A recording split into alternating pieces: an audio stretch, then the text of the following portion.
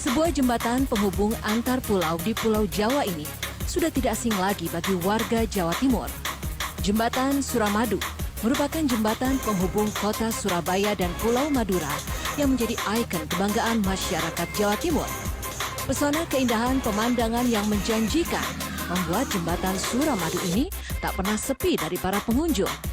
Jembatan ini dinobatkan sebagai jembatan terpanjang ketiga se-Asia Tenggara dengan panjang 5.438 meter.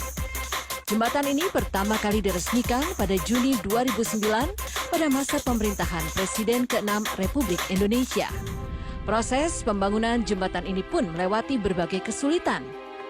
Konon katanya, posisi Suramadu saat ini bukanlah posisi yang diincar oleh para arsitektur, karena posisi sebenarnya yang diharapkan oleh arsitektur berhadapan lurus dengan sisi Surabaya. Tetapi jembatan Suramadu saat ini tidak begitu lurus, karena posisi yang lurus dengan Surabaya berada tepat di makam leluhur yang saat ini berada di sebelah barat Suramadu. Pada akhirnya, konon sebagian lahan pemakaman akhirnya harus tetap dipindahkan. Salah satu warga setempat mengatakan bahwa ada satu jasad yang masih utuh ketika proses pemindahan makam. Padahal tidak ada yang meninggal dalam beberapa hari terakhir sebelum pemindahan makam. Konon jasad tersebut adalah salah satu jasad leluhur yang sangat dihormati pada masa terdahulu. Dalam proses pembangunan jembatan ini pun menelan banyak korban jiwa. Mitosnya sejumlah 20 pekerja bangunan yang ada di sana tewas tertimbun material dan terkubur hidup-hidup. Beberapa kisah tragis dalam pembangunan jembatan ini pun diceritakan oleh seorang pekerja bernama Maman. Salah satu korban yang meninggal saat pembangunan Suramadu ialah Supri.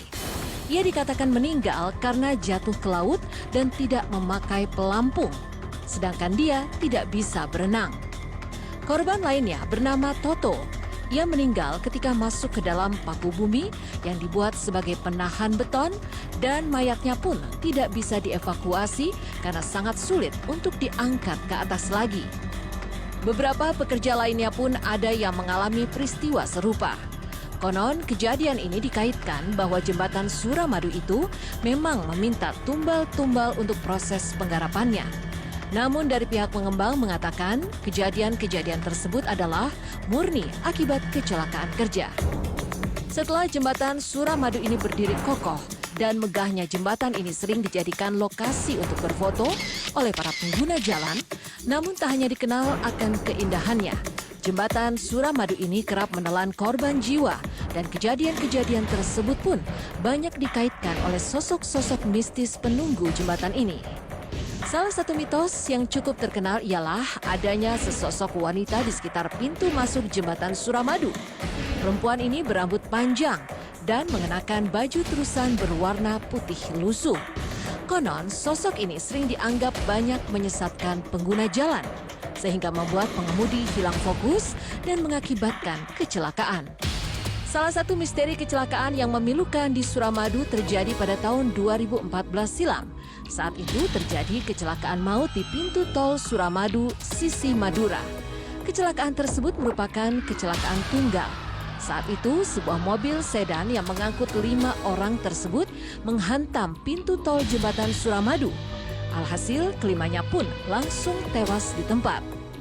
Mitos lainnya pun beredar mengenai jalan yang bercabang dua. Beberapa orang yang melintas di jembatan Suramadu juga pernah mengaku bahwa jalan di sana berubah menjadi bercabang dua dan membuat bingung para pengemudi yang melintas. Nyatanya, jalur di sana hanya ada satu. Akibatnya, beberapa pengendara pun terkecoh dan salah jalan hingga berakibat tercebur ke areal persawahan warga. Selain itu, beredar juga sebuah mitos adanya siluman ular besar di area sekitar jembatan Suramadu. Siluman ular ini konon sebagai penjaga sebuah bangunan peribadatan tua yang ada di sekitar pintu tol Suramadu, tepatnya di Dusun Sekarbungo. Dulunya bangunan tua ini berencana akan direnovasi, namun tidak sempat terrealisasi. Pasalnya, ada warga setempat yang bermimpi didatangi oleh siluman ular besar ini. Dalam mimpi itu, sang ular mengisyaratkan agar jangan dilakukan renovasi, sehingga rencana renovasi pun dibatalkan karena takut terjadi sesuatu hal yang tidak diinginkan. Pengalaman mistis juga pernah dialami oleh seorang warga Surabaya bernama Ibu Wiji.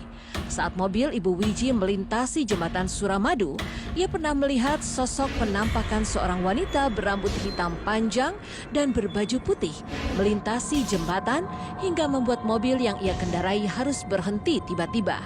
Akan tetapi setelah berhenti, malah tidak ada orang yang melintasi jalan tersebut.